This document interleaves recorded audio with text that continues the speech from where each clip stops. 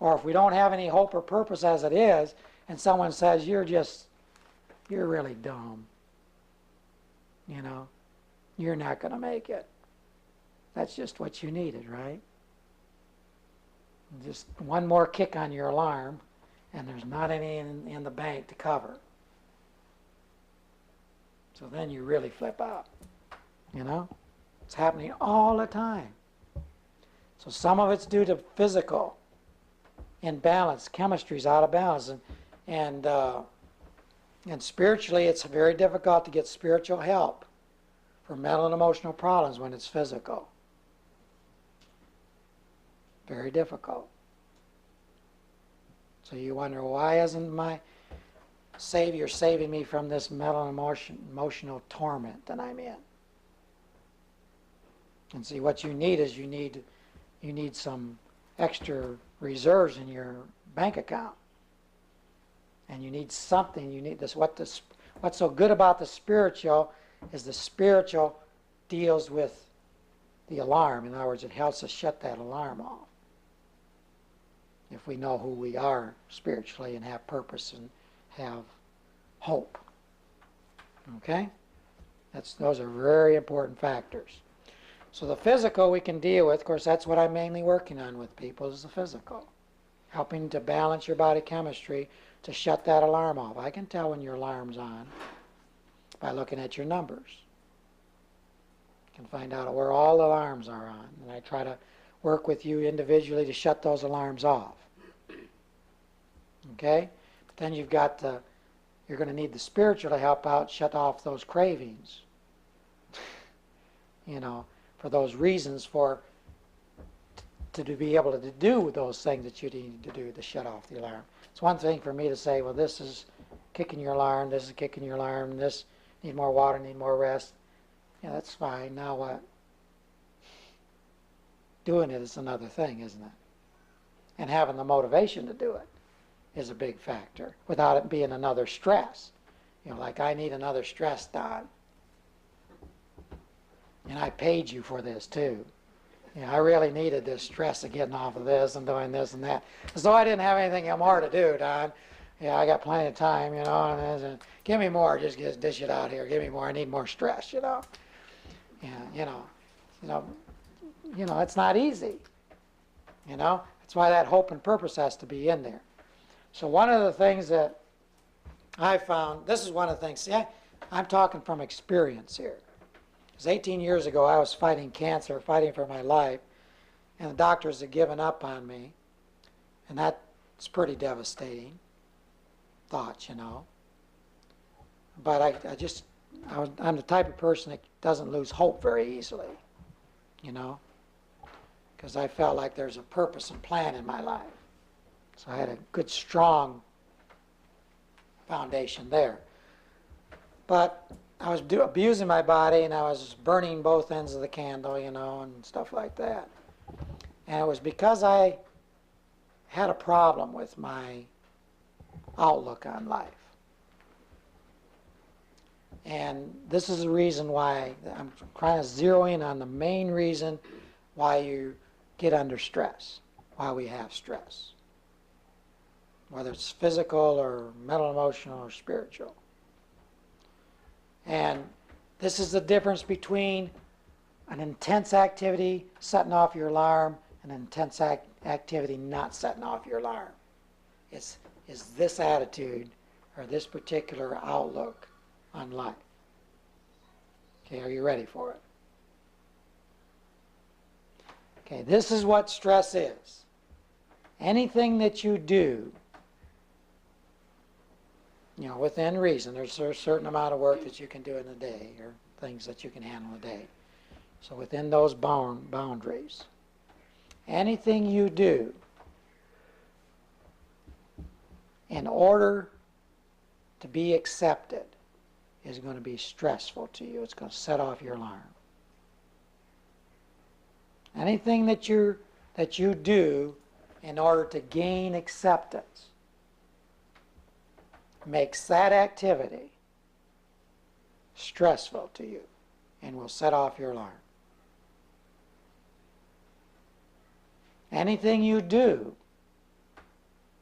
because you are accepted. And it can be intense. Will not set off your alarm. As an example, did you ever do something you just love to do? Was there anything? And then there's something that you just hate to do, some activity, you just hate it. Do you ever see the difference it is on your body? Have you ever been able to see the difference? Makes you tired doing something you don't like, isn't it? Or something that you can never do well enough. See, when we base, here's the problem. And this was hard on me. This is what I had to learn or I was going to die. Everything I did in order to be accepted. And I was basing my acceptance with my Creator, with other people, with myself, on how well I could perform. My performance equaled acceptance.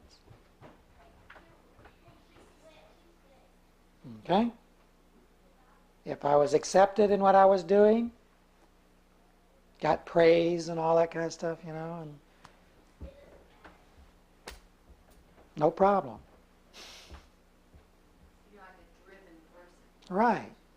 See, when you're doing what you're doing in order to gain acceptance, you're driving yourself, or you're being driven. See, people can use that as a weapon over you because they can always hold back acceptance and keep you pushing and pushing and pushing and pushing. See, everything in our society, and a lot of times even in the church, is this push to be accepted, this performance thing. We learn it as kids growing up. What is it? How do we know that we're excelling in school? Grades, right? What is grades grading? Performance, right? How do you get raises? Performance. How do you stay married? Very much work. There's a lot of performance involved, right? There's a lot of stress when we base relationships on performance, because you're always going to find someone that you can't perform good enough, especially our Creator. Isn't that right? How do you perform good enough for a perfect person? Don't you hate to be around someone that's always perfect? Seems to be. Doesn't it just drive you batty?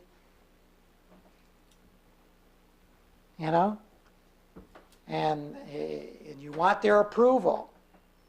But they keep putting these performance grade, even on a curve, I hardly get there, They have to really dip in that curve to catch me in some areas, And so it just keeps that alarm going on. And other things that you normally would enjoy doing, because you're doing it to perform, to get accepted, it becomes turmoil and stress to you. It becomes a negative factor to you. And that burns you out.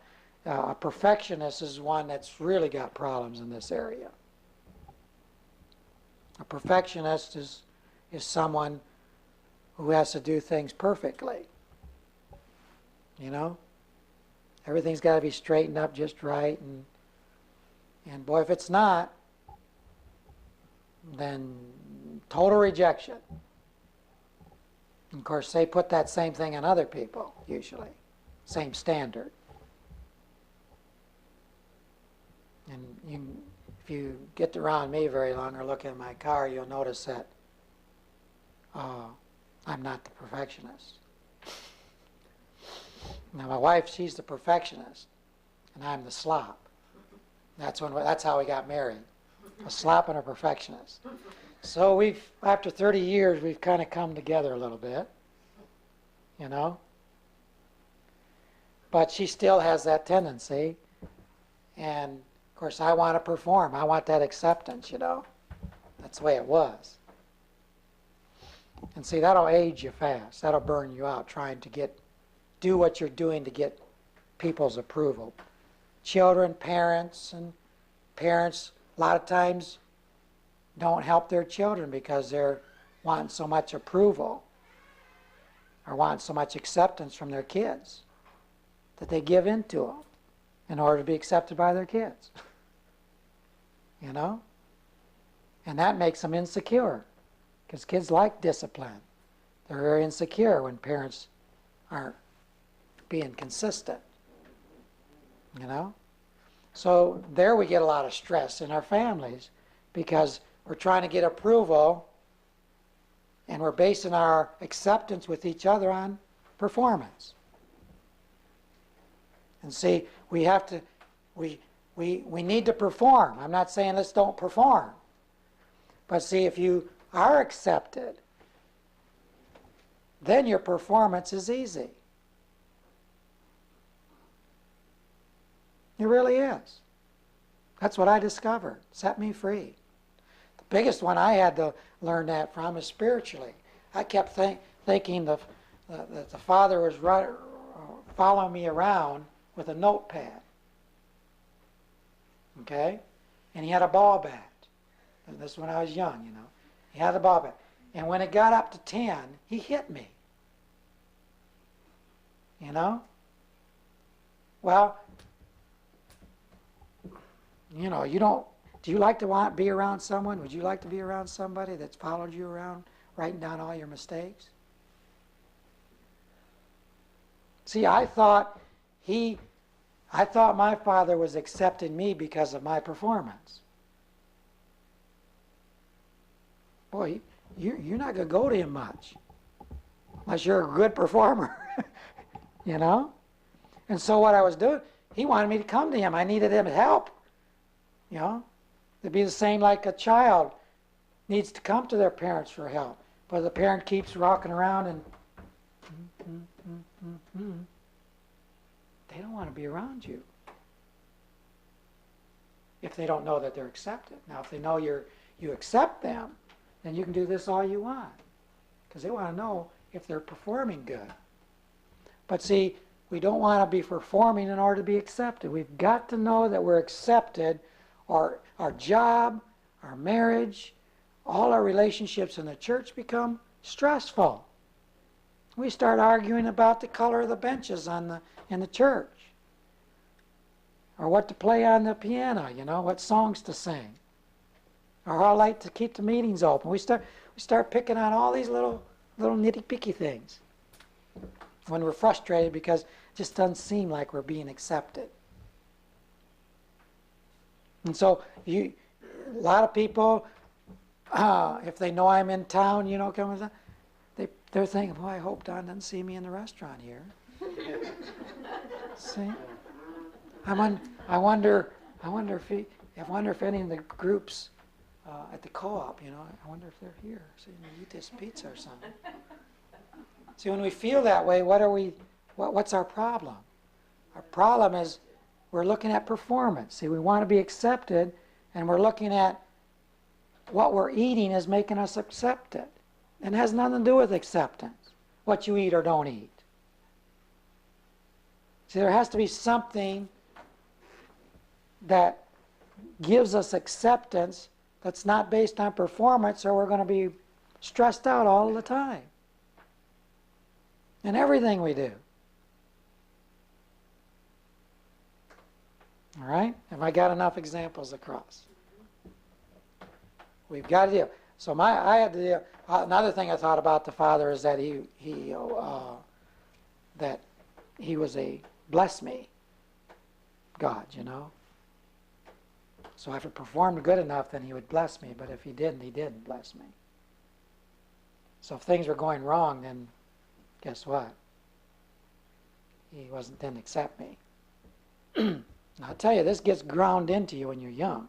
It wasn't me. Especially you go to church and Sunday school. You got your do's and don'ts, you know. A lot of times that's all you hear. But what I discovered was that the Father knew this. He knew that we couldn't perform, didn't he?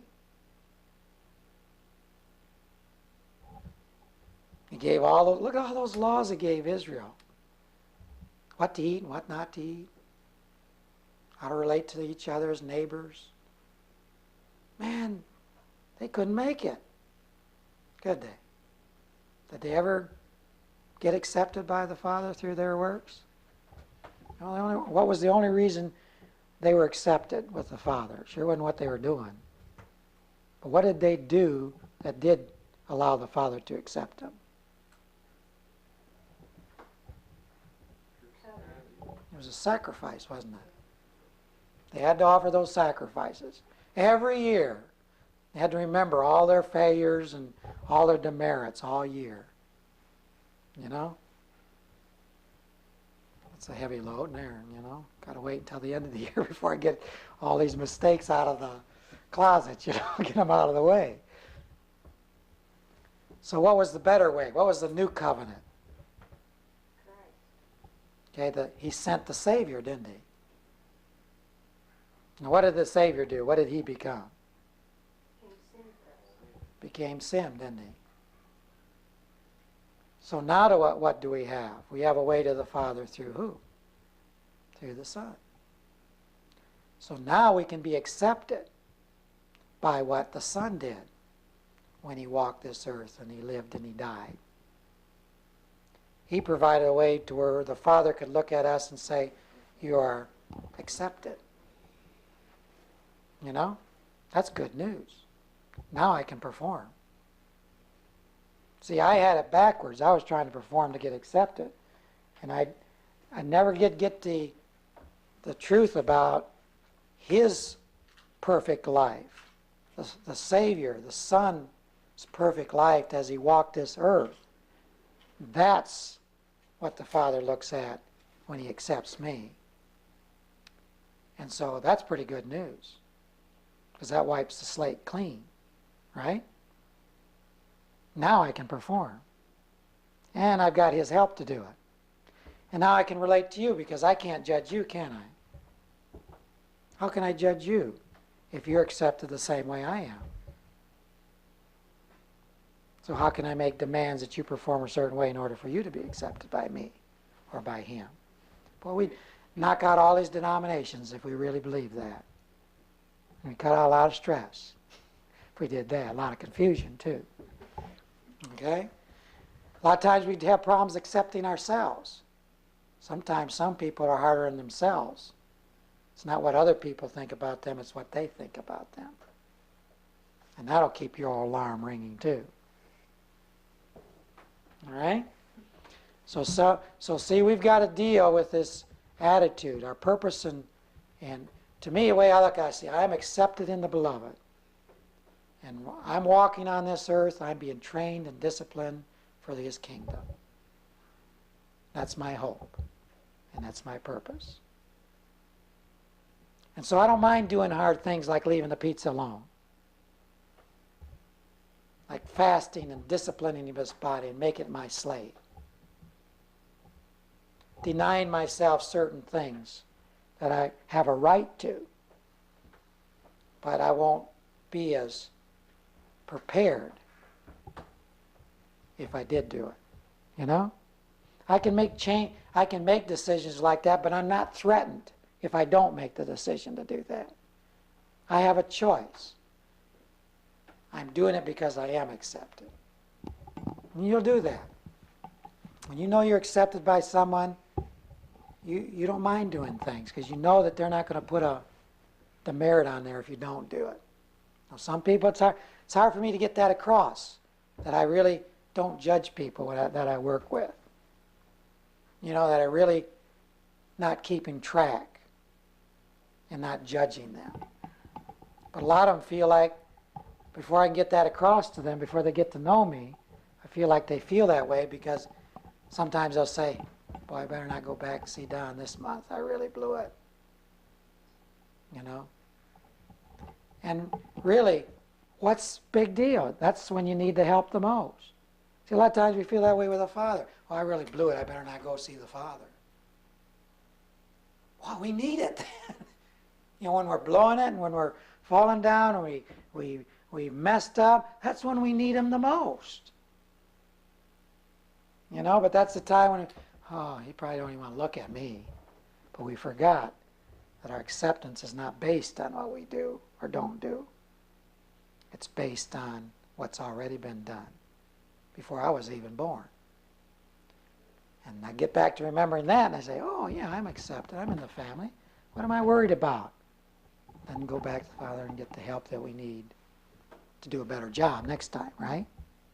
Or keep doing the better job. That's the way I've found. This is my personal testament. That's the way I was able to get past my serious condition. If I didn't have that, I probably wouldn't be here today. You know? Because I was a great performer. I was 155 pounds, and I was playing guard and on both defense and offense in football. And that was the way I was going to get accepted. Beat my brains out. But everybody gave me approval. Couldn't do it any other way. You know? I was shy. Girls look at me. I just get in the sweat and blush all over the place. They just look at me. You know? So I wasn't very successful in the loving end of it there. You know? You wouldn't know that now, right? So, you know, we react a lot of different ways to gain acceptance, and sometimes we just push until we burn ourselves out, and we don't really get anywhere doing that. And our body pays the price, wears out before it's 120 years. So that's what we want to avoid. So let me encourage you, stress, as I said at the beginning, we can't go walk away from it all. You go to an island, and you're going to be the problem if you're the only one there. You know? So we can't just go leave the stressful situations, but we can get our purpose and hope based on our Creator's plan for acceptance. And then begin to grow from there. And you'll begin to see that a lot of the reasons for you eating the wrong foods is you're trying to perform and you can't, and so you just give in. And there's no resistance against those things that are not foods. And you become addicted to things. And you're addicted because you're trying to get approval and you can't get it, and so you're giving up. And so that hope shuts everything down that you need in order to deal with that situation, you see. So we need to sometimes look at the spiritual to make sure that there's not anything blocking our knowing, no matter what anybody says, that we are accepted in the beloved on His terms, not on our performance.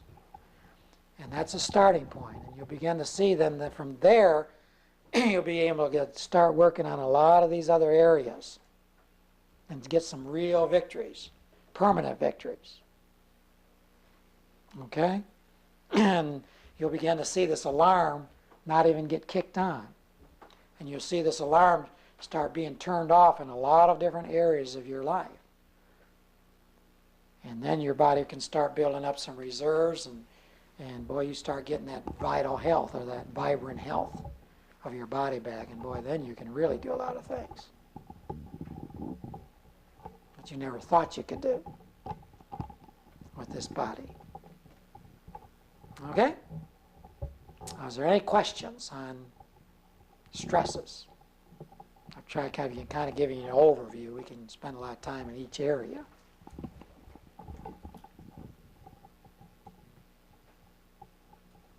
You all got it. That's good. So we've eliminated stress tonight, right? Well, we've at least identified it. Right, we've identified it, and we're going to have to begin then. It's going to take you a lifetime to really get through them all, probably. I get one thing going good, and here comes another one. You know? So it's a lifetime of dealing with these different stresses, and some of them you deal with the physical, and some you can deal with here. And so there's different times that would be confronted with these different kinds of stresses. But don't be afraid to face them, because I accept you, and I know the Father's got a plan for accepting you. I mean, He went out of His way to perform for you so that He could accept you so that he could give you the ability to perform. And I tell you, that's good news when you get a hold of that, I'll tell you. Take a bunch of a load off of you. So keep working on that area. Okay, I guess that there's no questions. Yeah. How is it that some people can eat whatever they want and drink a lot of alcohol and smoke and still live to be really old and seem to be healthy? Well, they probably started with a good reserves. It's number one. And sometimes people like that are just happy-go-lucky. Care less whether they work or don't work. So see, some people have, like, eat a lot of bad foods, but that's only 5%. But see, what would a bad job do compared to that? See, so you can't compare your longevity with just what you eat, because there's the stress. They probably start out with better water. They might not have been a perfectionist. Their job might not have been the type that ran in both ends. They might have got to bed early most of their life. There's so many variables, see, that, so the bottom line is that their alarm wasn't on as much as someone else. For example, you can eat a perfect diet, but do it stressful.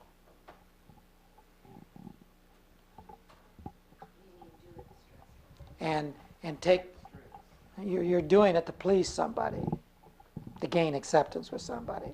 Maybe it's to lose weight. And so you set that alarm off, eating good. Where this other guy, he eats sloppy, but he could care less.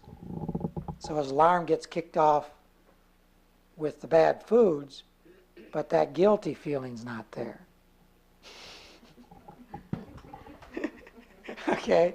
Or fear of rejection. Fear of rejection is a tremendous drain on the body. It sets that alarm off. Fear, unforgiveness, bitterness, boy, they'll eat you up. They'll pull your reserves out. You've got to forgive 70 times 70 before you can think about not doing it. Because you're going to pay the price. Because you're going to set off your alarm if you don't forgive somebody. Don't care what they do to you.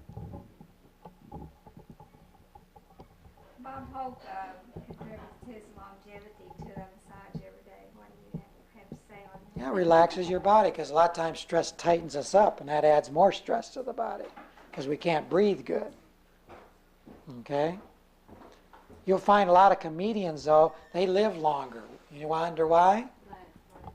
Laugh. Can you see? You got to breathe to laugh. Try breathing with no air. Just now laugh. Try to laugh with no air in you. You can't do it. So see, when you're under stress, it tightens you up so you can't breathe good. So laughing is good medicine because it helps to shut the alarm off. Good deep breathing helps us. That's why I keep stressing deep breathing. You know, to help keep the stress from set off your alarm. See, if you're under a lot of stress during the day, do some deep breathing through the day to relax your body so you don't get so tight. Then your alarm won't go on. So you can keep your alarm from going on during the day when stress comes knocking on your door if you just learn how to breathe to resist it.